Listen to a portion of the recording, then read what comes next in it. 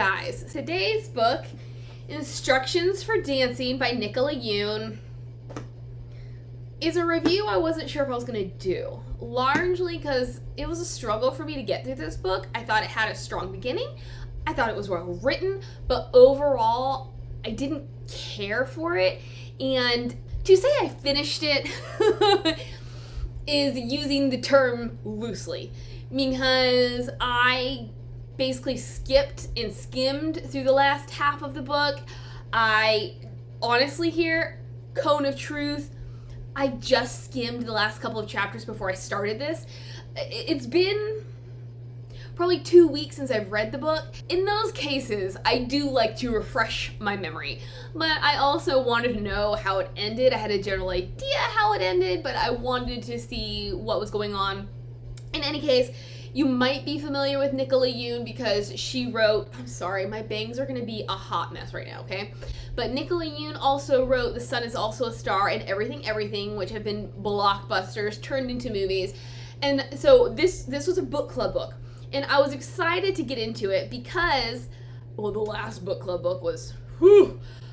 And then opening up Instructions for Dancing, I was immediately drawn in.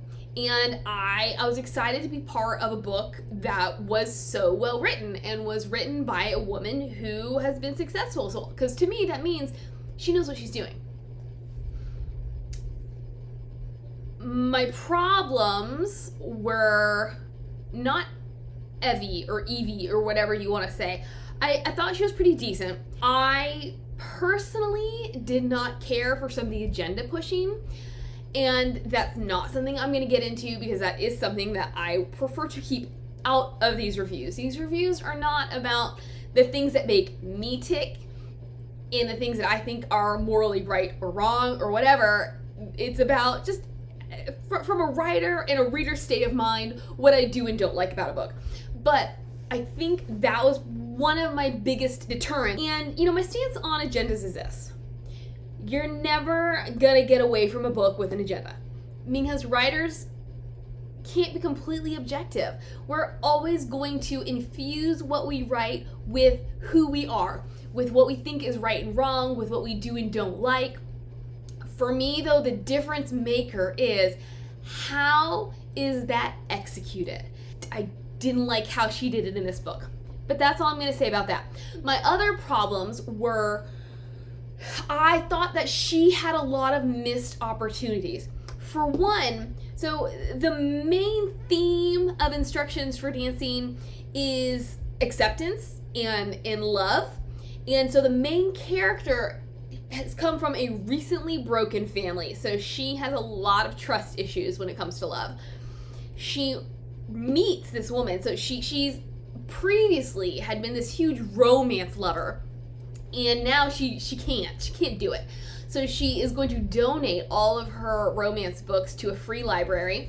And when she gets there, she meets this old woman. And the old woman is like, you should take the book that is in the free library, the only book that is in the free library. And it is a book called Instructions for Dancing, which then leads Evie to a dance studio and propels the book onward. But also in this meeting with this old woman, she has somehow bestowed the power to see the beginning, the middle, the end of relationships. And it's not that I have a problem infusing the book with a little bit of magical realism. My problem was there wasn't enough of it for me to think it needed to be there. And then, if you kind of want to think about it, the old woman is like the fairy godmother who gives Cinderella a gift and helps her along her path. In this book, the old woman is seen at the very beginning, and then she's seen at the very end when Evie returns Instructions for Dancing.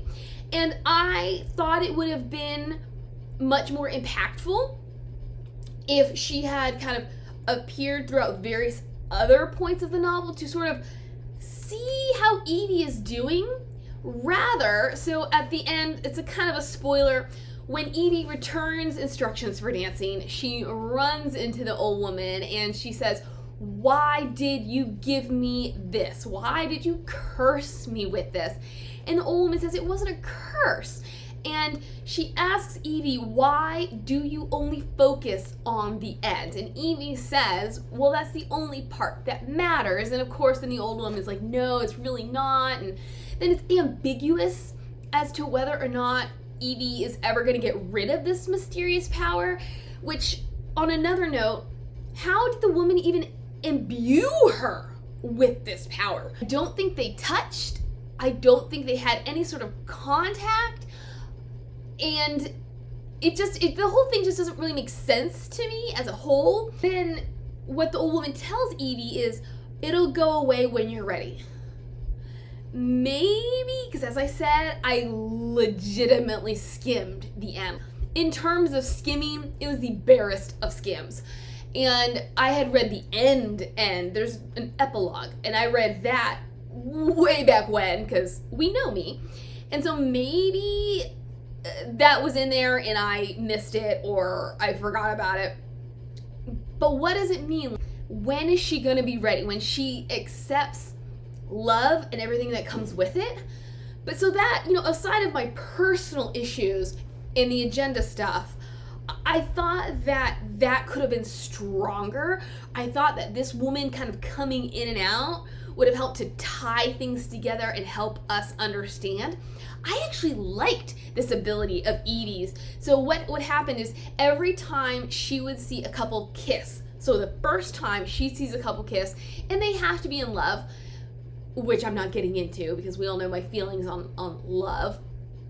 Because to me, honestly, it feels like every relationship, everybody's in love. How many times are you gonna fall in love when you're in your life? Like this guy, he might just be the right now guy. So why are you in love with him? Why are you gonna be in love with the next right now guy? But there goes my soapbox. We are picking it up and we are tossing it away.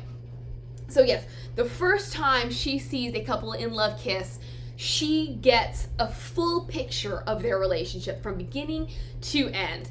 And I really like that. I didn't like that most of the relationships she saw ended in misery.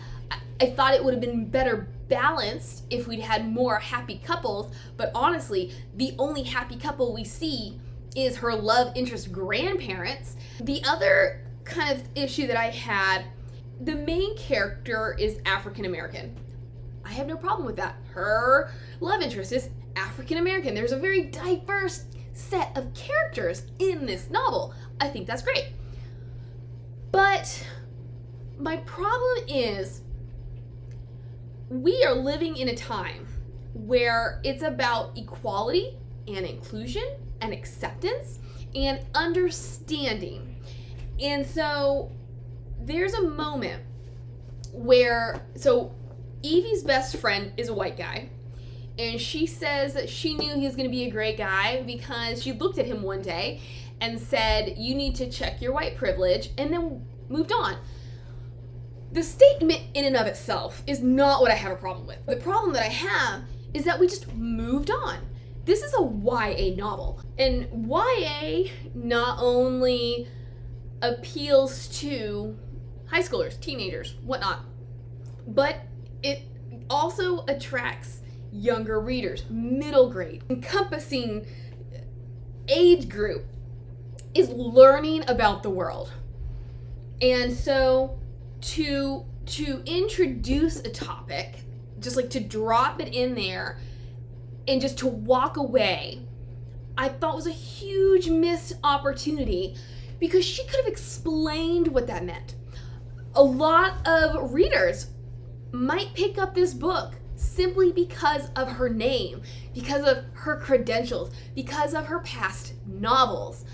So they're not gonna know necessarily what she means by white privilege. The book, I'm giving you a kind of a general idea, but Evie, her parents have recently divorced because her dad cheated on her mom. She runs into the woman, now she has this power to see the beginning, the middle, and the end, and it's affecting her view on the world. It's affecting her relationships with others. But with this book, Instructions for Dancing, she is led to a dance studio where she meets this boy named X, which is short for Xavier, and he is the grandson of the couple that owns the studio. She begins taking dance lessons, largely because the studio isn't doing so well financially. And if they enter this dance competition, they can get money, they can get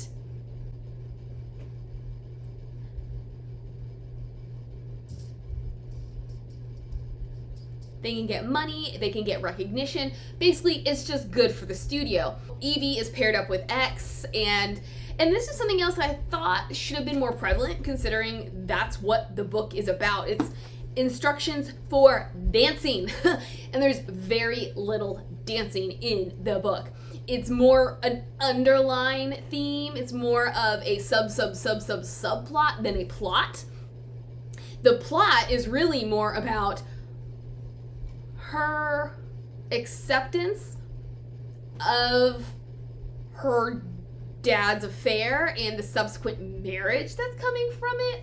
It is her acceptance over seeing two of her friends dating and breaking up and the effect that will have on their group of friends, and just her acceptance of X as a love interest.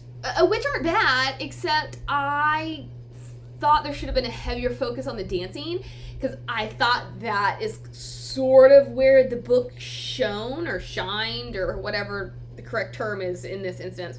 So they are preparing for this dance competition, and as all things go, the woman who is teaching them, named Fifi, she's like, you have zero chemistry.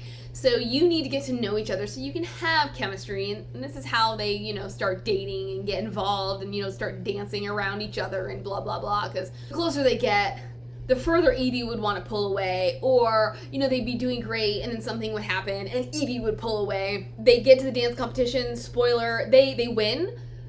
But this is the moment where they kiss, and she had yet to have a vision with X.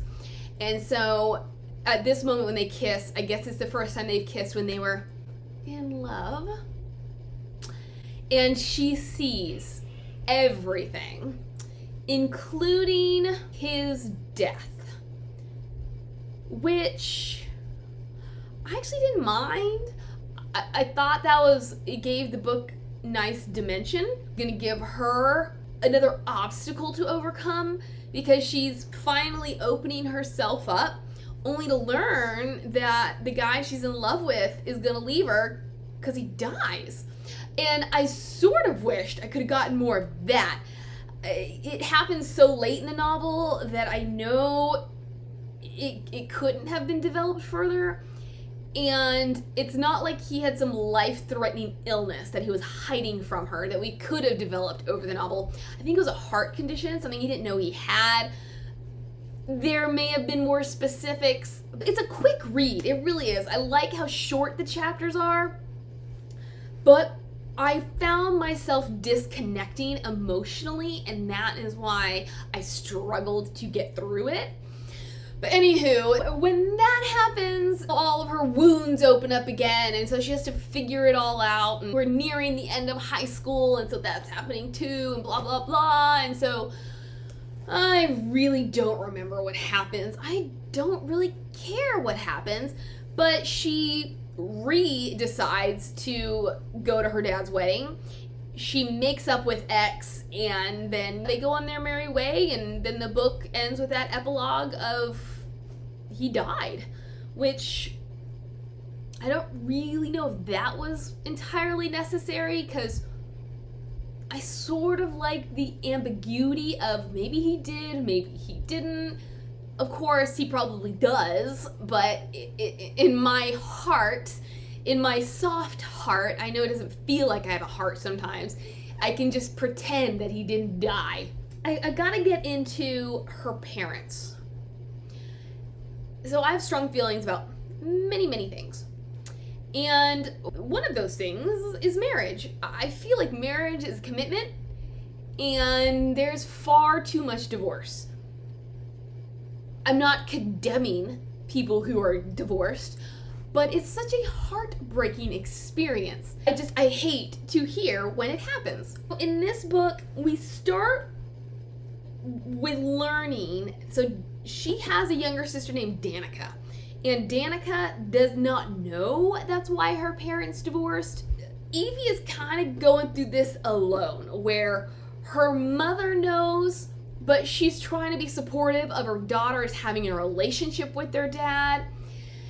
But Evie's really mad because she has one person who knows but doesn't want to be negative about the man. We have another person who doesn't know, and so she does not understand why Evie is so mad at their dad. Early on, I get it. I get why nobody is supportive of her in her feelings, because rightfully so. I liked how the mother, despite all of her pain and suffering, wasn't trying to bash him, because she could have had every right to, but she chose not to, because that's not what's healthy for their kids. And then, of course, like, how can I be upset with Danica when Danica doesn't know? But it becomes apparent very soon after that he's in relationship with another person because they're getting married. I have to assume that Danica learns about the affair, yet everybody keeps pushing Evie to accept. Now, I know this makes me sound like a terrible person, because what kind of person would say, do not forgive? I mean, that's part of my way of life, is forgive others. But how fast is she expected to forgive her dad for betraying not only her, but her entire family? Because rightfully so, she had no idea that there were problems. She thought they were happy. She thought he loved them, only to find out that he was messing around behind everybody's backs. And so that's just so scarring, so traumatizing. I think it would take far longer than a couple of months for her to fully come to terms with everything. So I had a really, really, really hard time with the way this was handled, especially because then she concedes to go to the future stepmother's bridal shower. And then the future stepmother's mother gets up and just lauds her daughter and is talking about how her daughter has finally found the love of her life, without acknowledging where this relationship started. Granted, not the place and time to acknowledge it, but I guess because of my morals and my ethics, I don't think I could be proud of somebody for ruining someone else's marriage/relationship. I'm not saying the woman did it on purpose, like things happen, blah blah blah, but I really didn't like how in some ways this affair was condoned. Disagree with me if you want. Tell me down below if that's how you interpreted it. But to me, it was just like, okay, so yeah, our dad has found new happiness and you should be happy for him. He cheated on our mother. You should be happy for him because he has found happiness. Well, as Evie keeps saying, I thought you loved us. I thought you loved her. How did that change so quickly? And she actually asks him point blank, why did you do it? And he says, well, I did love your mother and I did love you, but I wasn't happy. Anybody who's ever been married, I mean, I've not been married, but talked to lots of people, knows marriage isn't always about being happy. Any relationship we have, you're eventually gonna argue with the person because that's how life works. I thought Yoon called this relationship in. I understood the reasoning for it because it was another one of those battles that Evie had to fight. It was something that helped her grow and understand. But and this is a personal issue that I feel is appropriate to bring up in a novel because it wasn't fully formed. It wasn't fully developed. It was just put out there, and we were supposed to accept it and be okay with it because all the characters in Evie's life were saying, accept it, be okay with it. Come on, people, can't you give her a couple of years or at least 1 year? I mean, I think all of this happened within 6 months, and that's a lot to ask of a teenager to just accept it. And so, and with that, I don't know how Danica accepted it so fast because she was even younger. She's like 14 or 15, I think, maybe 13. Learning her dad was cheating on her mom isn't gonna have any effect on her whatsoever. I mean, I don't know, like, anybody out there experience this? Do you have any pearls of wisdom? Any food for thought? X. I liked him. He was new to the area because he was part of a band. And one of his best friends, who was also in the band, had died. And from that, he realized, you know what? We gotta take advantage of things while we can. You never know how long you're gonna live. So he quits school, moves in with his grandparents, and is pursuing the dream of making it big. I thought that was really interesting because the rational side of me, the adult side of me, is like, you should have finished high school at least, dude. That is gonna get you somewhere if music does not. Then we get this tension between him and his dad because ever since he decided to quit high school, his dad has been angry with him, has been disappointed with him, has been on his back about being responsible with his life, not understanding where X's passions lie. And so I enjoyed seeing him. I enjoyed seeing how he had more dimension than the average Joe. I thought he was pretty cool too. I enjoyed them together. Sometimes I liked him more than I liked her because I didn't always understand her. I didn't always understand her choices. There's this one instance. She and her dad share this love of Mexican food, and I guess every now and again this Mexican food truck bonanza shows up, and they would always go. And so he, is trying to get in touch with her because he wants her to go with him because dude can't get a hint.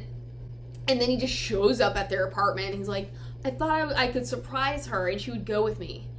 Because that works, that works. Somebody who has been avoiding you like the plague is just gonna go with you because you surprise her and she can't get away from you.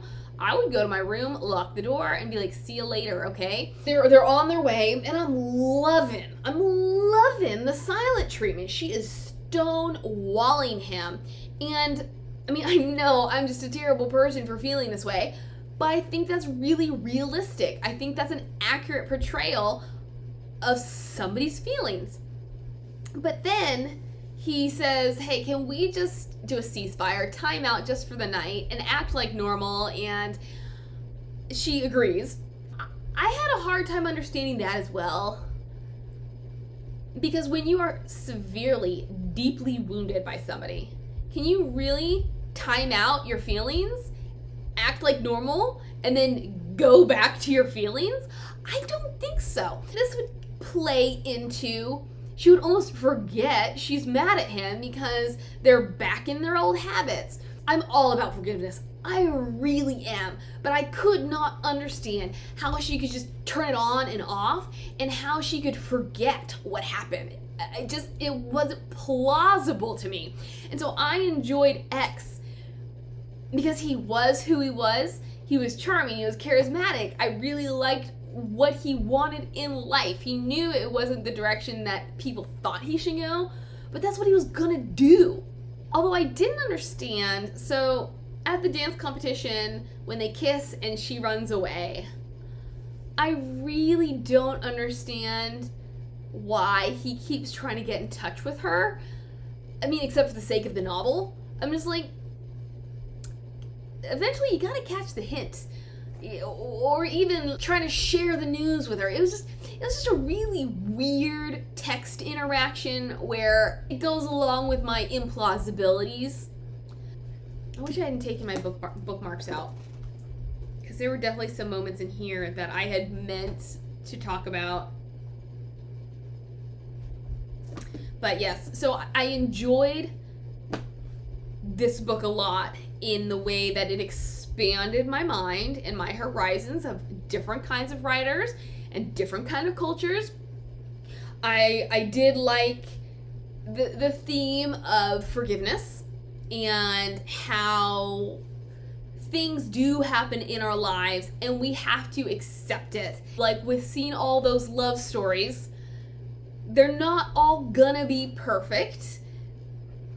They're all gonna end somehow, but we need to appreciate the good moments.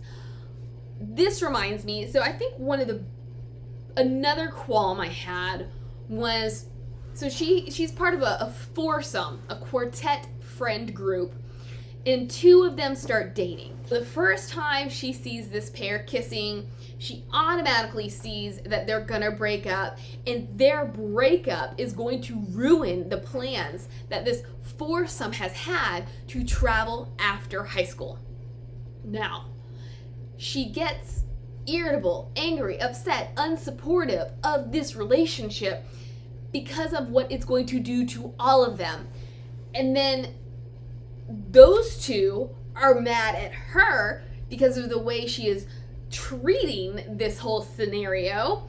And so, yeah, I can understand, like, she's not explaining to them what her problem is, but seeing her side of it, I'm getting angry at them for not understanding her. This is something where personally I would prefer it to have gone differently because I love friendships. And I feel like it was kind of selfish for these two people to have the end come, or even like to get involved with each other, and knowing, because of what she tells them in the beginning, not saying, oh, you're gonna break up, but like, what if you break up? So knowing this and how it's going to affect the friends, the friend group, they get into this relationship only to break up and then ruin the plans that they all had. And that bothered me, that rubbed me the wrong way, because I can't imagine looking forward to something, savings for something, planning for this huge graduation trip, only for it not to happen because two people couldn't think outside of themselves. I know, feelings and emotions, they create a whole nother level. And this is another good personal issue where I hope you can feel me, where I'm just like, but what about the friendship? And I didn't particularly like those characters because I didn't connect with them because it all happened so soon in the novel. I didn't feel like there was enough development with them as people for me to care about them as people, much less as this couple that I knew from very early on was going to break up the dream team at the end. And so I think that if maybe I had gotten more from them, can I get to know them and root for them? Can I get to know them as people and want them to be together before they get together and ruin everything? So anywho, that is my last talking point. I did think it's strange that in the back she talks about the waffle place that they all would go to for Sunday brunch, and mentioned that it's not actually a real place, but it's just based off of one of her favorite places. Because even though that's where they went every Sunday, it wasn't a huge location. I was expecting this to be a big deal in the novel. And then it wasn't. I was like, so why does it rate a mention that is fictional? Maybe because there's a lot of fans out there who are fanatical, and they're gonna try to track down this restaurant that she refers to. But yeah, now I really am done. I'm still not satisfied with the review, but I didn't like the book. It was one that if I hadn't had to read it for my book club, I might have picked it up. I didn't even know it was out, so obviously I probably wouldn't have picked it up because I didn't know it existed. But I may not have finished it just because there was nothing propelling me forward. As it is, I did finish-ish it for the book club so that I had at least enough to talk about. There we go. That is Instructions for Dancing. Please be kind. Bye.